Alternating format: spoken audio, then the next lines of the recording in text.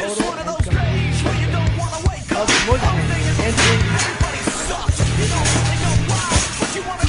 Sahabat entrepreneur, salam hebat luar biasa. Wah, kali ini kita kedatangan tamu istimewa. Di samping saya ini ada bupati tergokil, bupati terkeren di Indonesia, yaitu Pak Giri Prasta. Apa kabar, Pak? Aduh. Baik.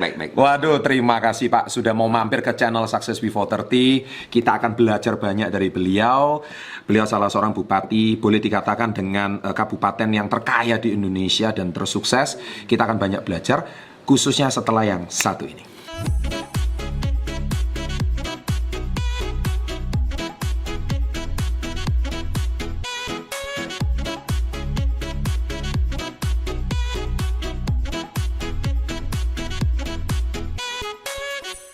Malam Pak Bupati. Ya, jadi malam hari ini Pak kita ingin belajar. Kan Pilpres udah lewat Pak. Ya betul. Iya, sih kita lihat Indonesia ini kayaknya kemarin pemilu itu pemilu terketat selama sejarah gitu Pak. Betul. Sehingga kok lucunya itu banyak orang itu dari awalnya temen gara-gara cuman beda pilihan politik kok sampai jadi bermusuhan. Padahal di rumah satu rumah kakak adik bisa berantem. Sampai Instagramnya follow unfollow. Ya. Kok jadi kejiwaannya tuh nggak stabil. Bapak kan sebagai seorang pejabat pemerintah kan pasti menangani rakyat itu kan macam-macam Pak. Betul. Ya. Nah, pengalaman Bapak itu menghadapi pesta demokrasi dan akhirnya pasca itu memulihkannya itu gimana sih Pak? Kalau dari pengalaman Pak? Ya. Jadi kalau secara jabatan saya selaku Bupati Kabupaten Badung ini sudah barang tentu kita harus melakukan sikap netralitas. Iya. Nah, kaitannya dengan Pilpres kemarin, ya, itu memang ada beberapa persoalan kita lihat. Iya. Kaitannya dalam hal urusan perbedaan terhadap pemahaman tentang berdemokrasi. Betul. Sebenarnya di era sekarang ini Pilpres 2019 inilah salah satu proses pembelajaran untuk rakyat Indonesia semua. Oh, kematangan gitu kan. Kematangan dalam hal ini. Iya. Sehingga bagaimana kedewasaan berpolitik ini jangan sampai perbedaan pilihan itu dijadikan untuk kita pisah dengan keluarga. Iya, kita berhenti berteman. Oke. Apalagi persoalan ini banyak juga ada pendukung, pendukung terutama pendukung fanatisme ini yang sampai gila. Dari salah satu paslon itu ya. Betul, sampai gila. Sehingga mentalnya ini kena posisi war politik. Nah, begitu juga persoalan ini dia bisa gangguan jiwa karena berlebihan dalam memberikan dukungan yang tidak pernah akan melihat bagaimana figur itu sendiri. Yang penting pokoknya. Apalagi dia sudah bergerak maksimal, ada taruhan. Aduh. Nah, ketika ada taruhan ini juga akan membuat betul-betul orang jadi panik. Nah, inilah salah satu persoalan.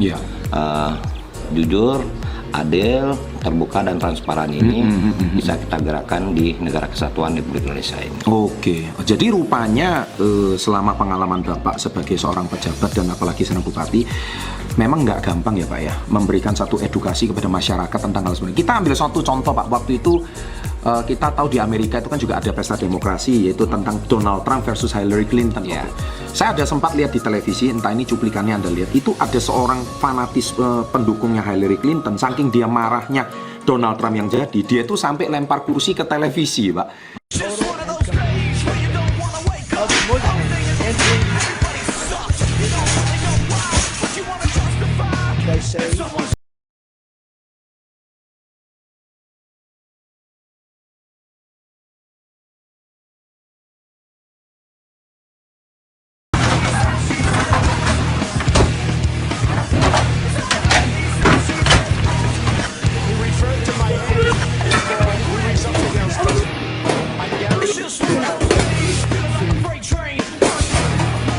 Padahal itu televisi dia loh Pak, duit dia loh.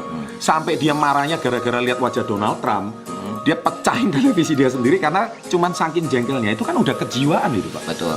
Karena inilah salah satu contoh ketidakterimaan diri terhadap figur fanatisme yang kita dukung.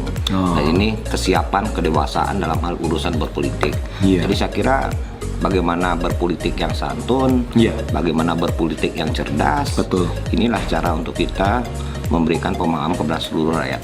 Terutama untuk generasi milenial yang menjadi pemilih pertama ya.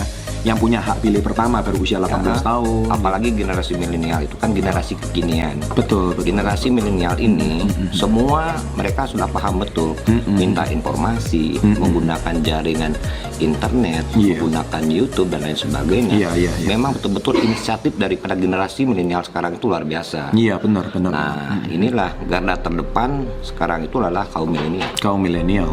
Dan memang apalagi mereka sekarang YouTube ini sudah boleh dikatakan hal-hal yang mereka bisa dapatkan yang tidak didapatkan di televisi maupun surat kabar gitu ya. Iya betul, karena YouTube ini betul-betul alami. Iya. Dan sama sekali tidak ada editan. Wah, keren Inilah banget. yang kita merasa bangga Keren. dengan teknologi yang ada sekarang ini. Karena bagi saya teknologi itu jangan dilawan. Iya. Teknologi ini harus diikuti dan kita juga boleh melihat Iya. bagaimana dengan contoh sederhana. Sekarang itu yang sudah ada transportasi konvensional. Betul. Oke, katakanlah salah satu Bluebird. Iya, Bluebird. Dengan munculnya sekarang Mah Google. Iya. Mah Google ini apa artinya? Bahwa Betul. sudah ada Grab, Iya. sudah ada Gojek, Gojek, iya, betul. sudah ada GoFood. Betul. Karena kita rakyat Indonesia, Iya. kita semua hidup ini adalah pilihan. Betul. Pilihan kita menentukan. Karena itu memang teknologi yang lebih cepat, pasti dan lebih murah itu yang kita pilih. Pasti. Nah, itulah generasi milenial sebagai generasi penerus bangsa.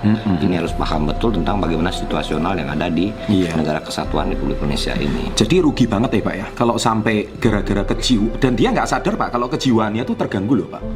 Dia nggak nyadar, dia tetap masih nggak terima gitu, dan kebawa dalam kehidupan dia sehari-hari, makan nggak bisa, dan tiap hari cari kesalahan-kesalahan orang. Nah itu pada pesta demokrasi ini cuma 5 tahun sekali Pak. Betul. Tapi dia mungkin bisa merugikan masa depannya gitu loh Pak. Nah, itu sudah pasti. Kalau kita berlebihan dan proses dukungan ini dan kita tidak terima, ini akan mendapatkan dampak pada diri kita sendiri. Betul.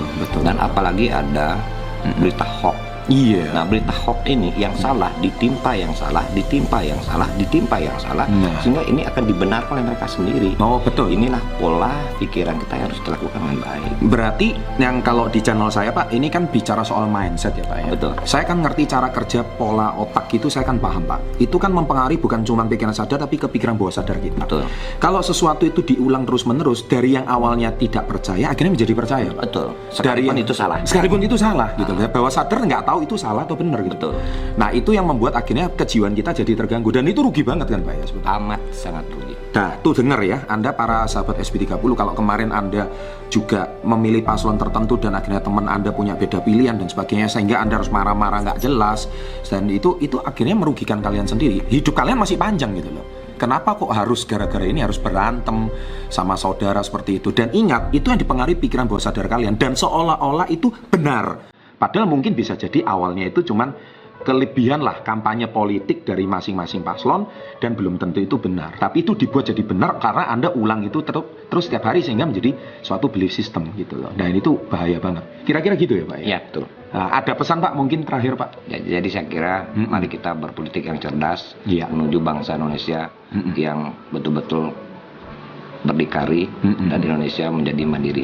Oke, sip, keren. Untuk demikian dulu dan nanti kita lanjutkan di part 2 untuk apa yang sudah dilakukan oleh pemerintahan Badung untuk mendukung kewirausahaan Indonesia sesuai dengan visi channel Success Before 30 setelah yang satu ini.